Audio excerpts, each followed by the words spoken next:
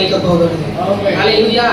அந்த ஆகாய் தீர்க்கதரிசியின் புஸ்தகம் 2ஆம் அதிகாரம் 19ஆம் வசனம் சொல்லுகிறது, களஞ்சியத்தில்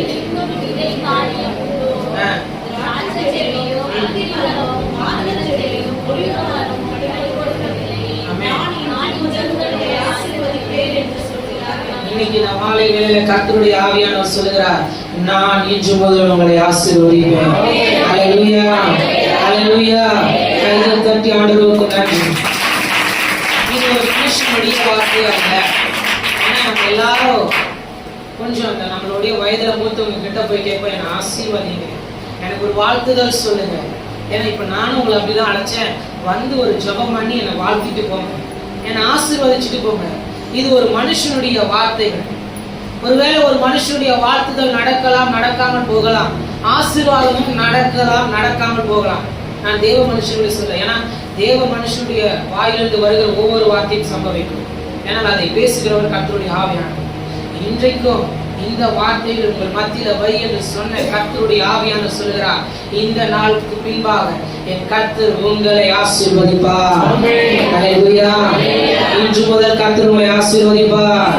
எல்லாரும் உங்க தலைமையில கையை வச்சு சொல்லுங்க, கர்த்தரனை ஆசீர்வதிப்பார், கர்த்தரனை ஆசீர்வதிப்பார்.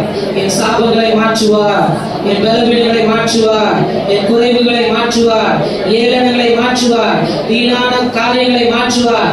இன்று முதல் கர்த்தர் என்னை ஆசீர்வதிப்பார். ஹல்லேலூயா. நீ புறப்பட்டு போங்க, கர்த்தர் தடைகளை மாற்றுவார். இந்த ஒரே ஒரு வார்த்தை போதும். ஒரு மணி நேரம் பேசினாதான் கர்த்தருடைய இல்ல, என் தேவனுடைய வாயிலிருந்து வருகிற ஒரு வார்த்தை போதும். இந்த வார்த்தையை சொல்லி அனுப்புகிறேன், என் கர்த்தர் இந்த நாளுக்கு பின்பு உங்களை ஆசீர்வதிப்பார். ஹல்லேலூயா. என்ன இருந்தாலும் இல்லாமல் போனால், களஞ்சியத்தில் விதை தானியம் இருந்தாலும் இல்லாமல் போனால், திராட்சை செடி பலன் கொடுத்தாலும் கொடுக்காமல் போனாலும், அத்தி மரமும் ஒலிவ மரமும் கனி கொடுக்காமலேயே போனாலும், ஆசீர்வதிக்கிறவர் உங்களோடு இருந்தார். அவர் உங்களை ஆசீர்வதிப்பார். அவர் உங்களை அநேகருக்கு அடையாளப்படுத்துவார். அவர் உங்களை அநேகர் மத்தியில கனப்படுத்துவார். ஆமென். ஏன்னா நம்ம கண்ணெல்லாம் எங்க இருந்துச்சுன்னா, நம்ம களஞ்சியத்துல இவ்வளவு இருக்குது, நம்ம இவ்வளோ பிரயாசப்படுகிறோமே, ஒரு பலனுமே இல்லையே. இதையெல்லாம் பார்த்து பார்த்து பார்த்து என்ன செஞ்சுட்டோம்னா சோர்ந்து போயிட்டோம். அதனால ஒரு வார்த்தையும் நம்ம சொல்லிட்டு, ஆண்டவரே இதுக்கு மேல நீங்க ஆசீர்வதிச்சா ஆசீர்வதிங்க, கொடுத்தா கொடுங்க, மாற்றுனா மாற்றுங்க. இல்ல இல்ல, இன்னைக்கு கர்த்தருடைய ஆவியானவர் சொல்லுகிறார், இன்று முதல் கொண்டு ஒருவர் உங்களை ஆசீர்வதிக்க போகிறார். ஹல்லேலூயா. ஆசீர்வதிக்கணும்னா என்ன பிரதர் நான் சொல்லணும்? இதை மாத்திரம் நான் சொல்லி முடிக்கிறேன், மெசேஜ் எல்லாம் இல்ல, இதை மாத்திரம் நான் சொல்லி முடிக்கிறேன். யாக்கோபை பாருங்கள். ஹல்லேலூயா. யாக்கோபு எத்தனை பேருக்கு தெரியும்? யாக்கோபு தெரியுமா? வேதாகமத்துல இருக்கிற யாக்கோபு, உங்க வீட்டு பக்கத்துல இருக்கிற யாக்கோபு நான் கேட்கல, வேதாகமத்துல இருக்கிற யாக்கோபு.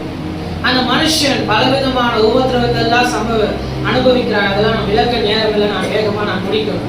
அதையெல்லாம் அவர் அனுபவிச்சு ஒரு கட்டத்துல அவர் தன்னுடைய சொந்த ஊருக்கு போகிறதுக்கு முன்பாக, அக்கறைப்படுகிறதுக்கு முன்பாக அவர் ஒரு இடத்துல நின்று தன்னுடைய மனைவிகள் பிள்ளைகள் எல்லாவற்றையும் அக்கறை சேர்த்துட்டு ஒரு இடத்துல தனித்து நிற்கிறார்.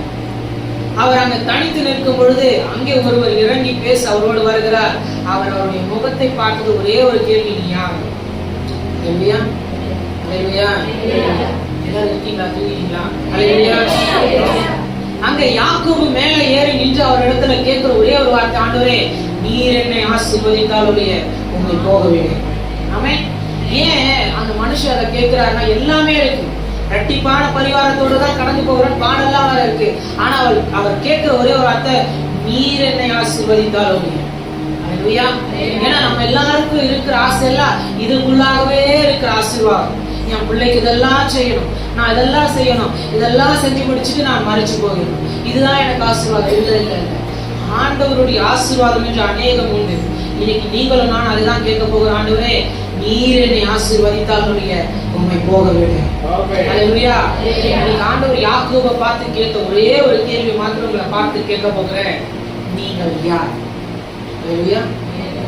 ஆண்டவர் யாக்கோபின் முகத்தை பார்க்கிறாரு, நீ யாக்கோபு தானே அப்படின்னு கேட்கல.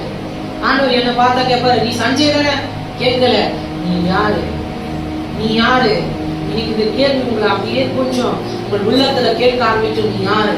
நம்ம எங்க நின்று கொண்டு இருக்கிறோம்? என்னதை செய்து கொண்டிருக்கிறோம்? யாருக்காக செய்து கொண்டிருக்கிறோம்?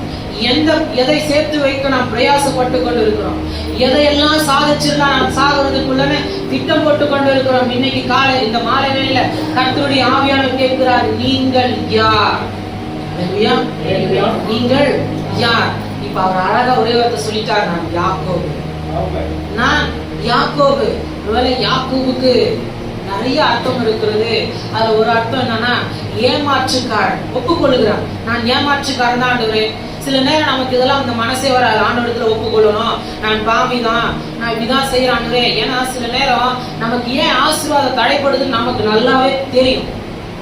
ஏன் எனக்கு வர வேண்டிய ஆசீர்வாதம் வரல, நம்ம எங்கேயோ நம்ம ஒரு தப்பு பண்ணிட்டு இருக்கோம், நமக்கு தெரியும். அதை உணர்ந்து கொள்ளதான் நம்ம மறுக்கிறோம்.